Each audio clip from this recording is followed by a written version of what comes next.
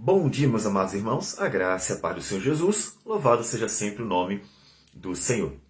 O reino de Deus está entre os homens. Eu sei que pode não parecer, tendo em vista que vivemos dias em que Satanás vem expandindo sua atuação, como diz a palavra do Senhor, enganando as nações. Mas o reino de Deus está entre nós, porque o Senhor Jesus trouxe. E em Mateus capítulo 13, versículo 31 a 33, Jesus conta mais duas parábolas.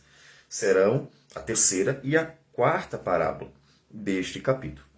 Ele diz assim: outra parábola lhes propôs, dizendo: o reino dos céus é semelhante a um grão de mostarda, que um homem tomou e plantou no seu campo, o qual é, na verdade, a menor de todas as sementes, e crescida é maior do que as hortaliças, e se faz árvore, de modo que as aves do céu vêm aninhar-se nos seus ramos. Disse-lhes outra parábola: o reino dos céus é semelhante ao fermento, que uma mulher tomou e escondeu em 3 medidas de farinha, até ficar tudo levedado. Jesus contou parábolas diferentes. Na primeira parábola, o Senhor Jesus fala da atuação da palavra de Deus nas pessoas. Em algumas pessoas produz, em outras pessoas não produz. Na segunda parábola, ele então mostra mais ainda forte a ideia de que existe o trigo e o joio. O joio é exatamente aqueles que não são aqueles que a palavra não produziu, não frutificou. E apesar dele ter citado 3 situações diferentes na parábola do semeador, na parábola do joio e do trigo, ele define que, na verdade, são apenas 2 grupos. Ou é aquele que produziu, que a semente fez brotar, e então é o trigo, ou aquele que, seja qual for a situação, não produz frutos. Por quê? Porque, na verdade, é só um joio mesmo. Não tem fruto. Agora, o Senhor Jesus fala do reino de Deus que está chegando. Temos que lembrar isso. Jesus disse um pouquinho antes, no capítulo 12, versículo 28, se porém eu expulso demônios pelo Espírito de Deus, certamente é chegado o reino de Deus sobre vós. Ou seja, Jesus veio trazendo o reino. O reino do Senhor, ele se manifesta pela presença poderosa do Espírito de Deus agindo por meio de Cristo, por meio da palavra, que é Cristo, e por meio da palavra pregada, porque inclusive a palavra de Cristo continuará sendo pregada pelos apóstolos. O reino de Deus está vindo. Jesus está trazendo. Ele se estabelece realmente por meio da crucificação e ressurreição. Porque é na crucificação que Jesus compra para si um povo. É na crucificação que ele justifica, ele paga o preço, ele liberta do império das trevas. Ele paga a dívida. Portanto, ali ele estabelece o seu reino entre os homens. E o reino de Deus foi formado ali? Não. O reino de Deus é muito maior do que a igreja. O reino de Deus é tudo aquilo que ele criou, visível e invisível. O reino de Deus é muito amplo. Todavia, devemos lembrar que quando Adão e Eva pecaram, então eles deixaram de viver dentro deste reino maravilhoso. Eles deixaram de ter comunhão com Deus. Eles se afastaram. O pecado os afastou de Deus. Então, eles banidos do paraíso, banidos da presença graciosa do Senhor, eles passaram a viver a vida neste mundo que jaz no maligno. Então veja que Satanás não é dono de nada, todavia, Satanás, ele atua no mundo fortemente. Satanás, ele vai enganando as nações, vai enganando as pessoas, vai fazendo mal, vai conduzindo aquilo que é contrário ao Senhor. Ele não é dono de nada, mas ao mesmo tempo ele tem uma atuação. E os homens se deixam levar e, portanto, vão vivendo de forma perdida. Mas o Senhor Jesus trouxe o reino de Deus. O Senhor Jesus trouxe o reino de Deus para que os homens pudessem viver neste reino. Só que esse reino começou pequenininho. Entre os homens, ele começa pequenininho. Entre os homens, Ele não é um reino tão grande no início. Isso é bem interessante, porque apesar do reino de Deus ser tudo que Deus criou, o reino de Deus entre os homens começou pequenininho. E ele mesmo disse, foi plantado bem pequenininho a semente e ela vai crescendo, como lhe conta duas parábolas. São duas parábolas diferentes que falam da mesma coisa. A primeira fala do grão de mostarda e a segunda fala do fermento. As duas parábolas têm a mesma ideia. Ele diz que o reino de Deus é como o grão de mostarda pequenininho ou como o fermento, que também é pequenininho. Então ele começa pequenininho, mas pequenininho entre os homens, como eu disse. O reino de Deus é tudo aquilo que Deus criou. Deus é o Senhor do reino. Deus é o Senhor de tudo, né? Ora a Bíblia chama de reino de Deus, ora ela chama de reino dos céus. Entendo que é a mesma coisa. Porque os céus é uma referência ao lugar que é o trono de Deus, né? Que aparece na Escritura, aparece em Apocalipse. Então, o reino de Deus entre os homens começou pequenininho. Como é que ele começou pequenininho? E a gente pode ver da forma prática Jesus e seus discípulos. O reino de Deus começou com a pessoa de Jesus presente e ele vai expandindo. Ele chamou Pedro, ele chamou Tiago, João, e assim foi chamando os apóstolos, e eles foram se juntando a Jesus. Dali vai crescendo o número de discípulos, e nós encontramos na época em que o Senhor Jesus esteve entre os homens, um número de aproximadamente 120 pessoas que estavam ali bem firmes, bem fiéis, como discípulos de Jesus. Depois vai aumentando. Aumenta para 500 em Atos dos Apóstolos. No início, antes mesmo do Pentecostes, nós já vamos encontrar 500, o número de discípulos que Paulo cita em 1 Coríntios 15, como testemunhas da ressurreição. E aí vai aumentando. Quando chega ali no Pentecostes, aumenta para 3.000 conversões. O reino de Deus está crescendo. Exatamente isso que Jesus está dizendo. Ele começou entre os homens pequenininho. Entre os homens, o reino de Deus, ele tem uma semelhança muito grande com a igreja. A igreja, ela é menor do que o reino de Deus. Isso é importante. Por quê? Porque a igreja são todos aqueles que estão unidos a Cristo Jesus. Igreja visível são aqueles que nós vemos. Igreja invisível são aqueles que já morreram, aqueles que estão presentes andando com Jesus e aqueles que ainda vão. A igreja invisível porque ela é muito maior do que a geração, do que nós podemos ver.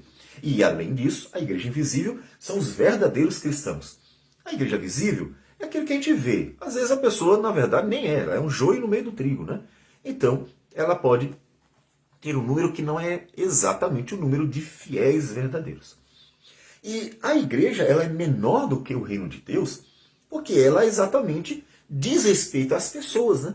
A igreja são aqueles que estão unidos a Cristo. Então, são aqueles que diz respeito aos homens. O reino de Deus é muito maior, porque o reino de Deus envolve os anjos, o reino de Deus envolve toda a natureza, toda a criação, tudo que pertence a Deus. Então, aqui o reino de Deus, que vai crescendo, ele se assemelha à ideia de igreja. Na verdade, aqui se assemelha à ideia de igreja. Quando ele diz que vai crescendo, a gente vai vendo esse crescimento na Bíblia, como disse, por meio do crescimento da igreja. Então, reino de Deus, nesse momento, basicamente é igreja, porque ela vai crescendo. Mas o reino de Deus, como falei, é muito maior. Então, isso nos ensina alguma coisa. Nos ensina várias coisas. Primeiro que, de fato, Deus trouxe o seu reino. E significa que Jesus botou a bandeira por meio da crucificação e assumiu o reino do mundo, porque o mundo estava debaixo das trevas. O império das trevas estava dominando. Não é que Satanás fosse dono de alguma coisa, mas como os homens estavam debaixo da condenação, Satanás agia nesses homens condenados, tendo nas suas mãos um poder legal, que é a questão jurídica. Eles estavam condenados e Satanás estava querendo que eles fossem destruídos. Então ele tinha um poder jurídico. Quando Jesus vem e é crucificado, ele paga o preço e quando ele ressuscita, ele assume, então, o domínio, o controle. Por quê? Porque então agora ele é o rei. Ele já pagou o preço e ele é o rei. Mas o rei de quem? Ele é o rei do seu povo. E aí, é por isso que a gente precisa lidar com duas realidades. Primeiro, o Senhor é Deus de tudo, inclusive de Satanás. Tudo pertence a Deus, não tem ninguém fora do domínio de Deus.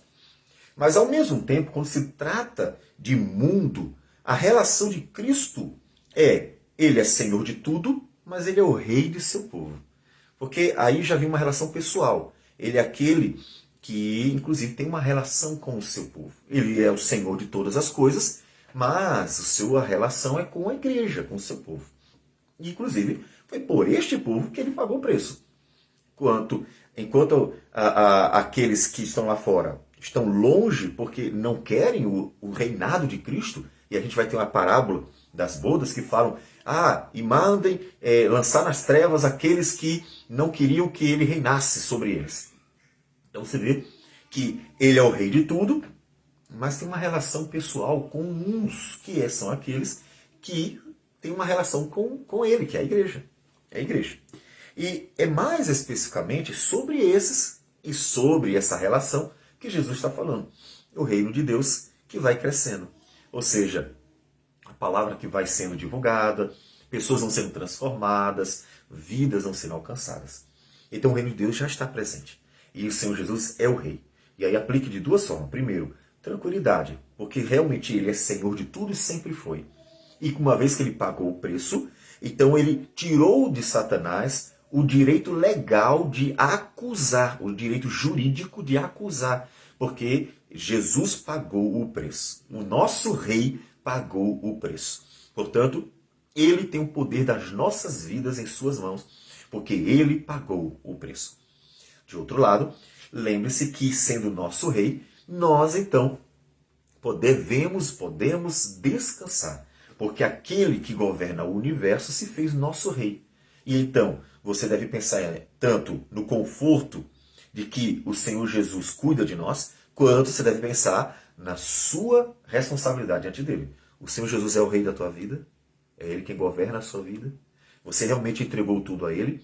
Ou você entregou apenas o domingo a ele? Tem gente que vai no domingo e adora a Deus e da segunda ao sábado despreza a Deus. Não pode. Você entregou tudo a Deus? Sim, entreguei tudo a Deus. E o que foi que você entregou a Deus? Eu leio a Bíblia, eu faço isso, eu faço uma obra aqui, eu faço uma obra ali. Tá, mas tudo na sua vida foi entregue a Deus? Seu trabalho foi entregue a Deus? Seu casamento, sua família foi entregue a Deus? O dinheiro, os bens, né? Ou seja, tudo é a serviço de Deus. Ele é o teu rei. Se ele é o teu rei, tudo é dele. Tudo pertence a ele. Você entregou tudo a ele para que ele conduza. Não se preocupe que ele não vai te tirar nada, como se Deus tivesse o prazer de tomar. Deus jamais poderá ser comparado a um governante tirano que suga das pessoas as coisas. Muito pelo contrário, ele é o rei que dá às pessoas, que abençoa as pessoas. Jesus multiplicou os pães, curou os doentes, abençoou os pobres, e assim vai. Então, entregar tudo a ele não é dizer, perdi tudo porque entreguei para o governante. Não tem nada a ver com os impostos que a gente paga, ou mesmo com os governos que tomam do povo os seus próprios bens, os seus direitos. Então, entregar tudo a ele é que a sua vida inteira está entregue nas mãos dele. Ele é o rei. Ele é o rei. Uma outra questão importante é que, sendo ele o rei, devemos então estar glorificando no mundo. Né? O reino de Deus, ele diz que vai crescendo. Então, nisso aí, você deve ter duas questões também. A primeira questão é, você deve entender que é necessário expandir o reino, que deve levar adiante, levar a mensagem adiante, para que aqueles que o Espírito Santo e a palavra tocar no coração, desfrutem do reino de Deus também, a partir da justiça de Jesus e do operar do Espírito na sua vida. Então, vai expandindo o reino. Uma outra questão interessante na aplicação é que ele diz que o reino de Deus cresce em pouquinho em pouquinho. Então, calma, não precisa tudo de uma vez só. A nossa geração, que é muito imediatista, tende a querer tudo grande demais, bom demais, de uma só vez. Então, se vai fazer uma coisa, tem que ser aquela coisa extraordinária de um só momento. Mas quem disse que é assim? A Bíblia diz que o reino de Deus cresceu devagarzinho entre os homens. Então, uma igreja pode crescer devagarzinho, um projeto pode crescer devagarzinho, algo que você planeja, a obra que você deseja realizar, pode ser feita aos pouquinhos. Portanto, não precisa ser de uma vez só.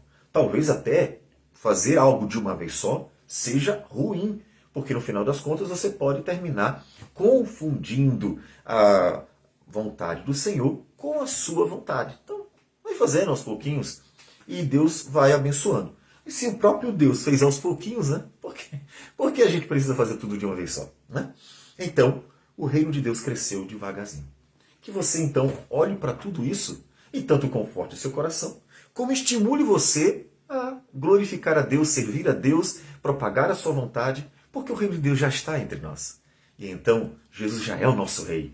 E vamos seguindo o nosso rei, glorificando o nosso rei. E vamos caminhando, porque ele cresce aos pouquinhos entre os homens, até que o Senhor volte para buscar os que são seus e então, finalmente, restaurar toda a criação, para que toda ela possa ser claramente vista como o reino de Deus, o reino dos céus. Vamos orar ao Senhor. Senhor Deus amado, bendito o teu nome. Agradecemos por tudo e pedimos que o Senhor nos abençoe com tua misericórdia e graça. Livra-nos dos homens maus, somos sempre cercados deles. Porque, ó Deus, nós vivemos num mundo que jaz no maligno, mas o teu reino, Senhor, já está entre nós. Então, conduz a nossa vida, ao mesmo tempo que nos dá, Senhor Deus, a graça de vencer cada batalha, para que o teu nome seja realmente glorificado. Já que a vida, Senhor Deus, neste mundo ainda é uma vida debaixo de um mundo de pecados. Precisamos de Ti, precisamos de Tua graça, precisamos, Senhor Deus, do tua direção, da Tua condução, para que o Teu reino seja realmente glorificado e o Teu nome seja glorificado e o Teu reino cresça entre nós. É o que nós assim oramos e tudo isso em nome do Senhor Jesus. Amém, Senhor. Que Deus abençoe a todos e tenha um bom dia.